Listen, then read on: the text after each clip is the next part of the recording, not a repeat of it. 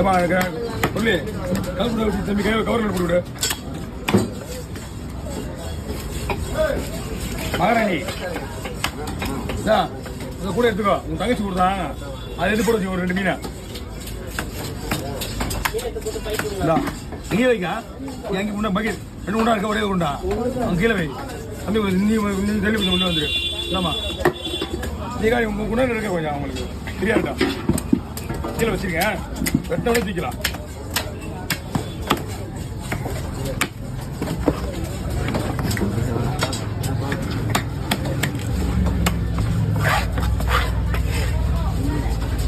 இடம் சரி இருந்தா அசிக்கு போட்டுருவோம். அப்பயே நேற்று